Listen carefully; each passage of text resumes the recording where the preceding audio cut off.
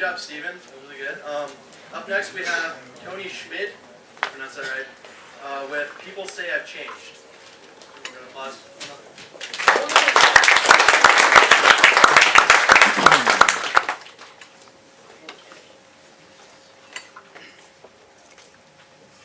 This isn't an excerpt from anything, nor am I writing a novel.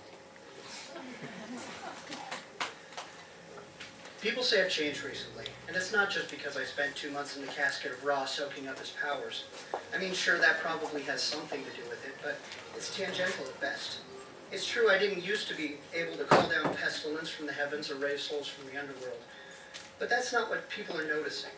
Okay, so you might be distracted by the crackling aura of my power, or by the growth of my beak, but it's the changes inside of me that are truly remarkable, and I'm not just talking about my ability to crush things with my mind. It's hard to see my maturity as a superhuman god being through the piled bones of my enemies, but if you look beyond them, you'll realize I've gone through some remarkable growth.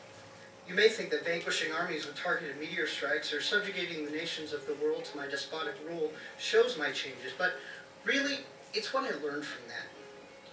My changes didn't happen all of a sudden, other than the horns, those just kind of sprout up out of nowhere. But it was a process. When I was on the fields of Athenry, raining boiling acid on the plague-ridden people of Ireland, I thought to myself, there's something big going on here. It might have been a one-time thing, but it happened again a week later when I was flooding Vancouver with the foam-capped waters of the Pacific. As the citizens desperately tried to reach higher ground, I stepped back to gain some perspective. I had just unleashed a flock of flesh-eating vultures when I really took stock of things. I mean, there I was, already the emperor and beloved deity of half the world, but was I happy? I don't think it fully sunk in until a month later when the last free remnants of humanity tried to resist me in Jakarta. Between bouts of laughter over their attempts to fell me with mortal weapons, I realized my place. I quickly set off the Merapi volcano, and as the lava chased my foes into the waiting mouths of my shark servants, I retreated to the temple my vassals built out of human skulls for some serious reflection. I thought to myself, what is the point of global conquest if you have to melt the brains of your closest friends to get there? Now, I know you're probably thinking that it's pretty convenient I went through this realization only after I enslaved the human race and several lesser races, but I really have changed. Just the other day, a rebellion flared up in Rio de Janeiro, and I only ordered the sacrifice of half the rebellion's families, and the deaths were painless too. A total 180 from last month in Orlando. I want to assure you from this point forward, I plan on being the best lord and ruler of the planets Earth and Mars and supreme potentate of Jupiter's moon Europa that I can be.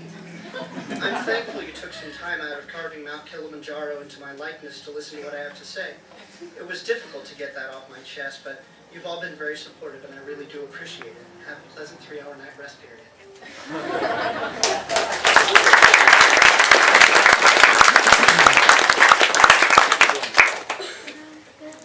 Thank you very much, Tony. First place, pros, goes to, drum roll,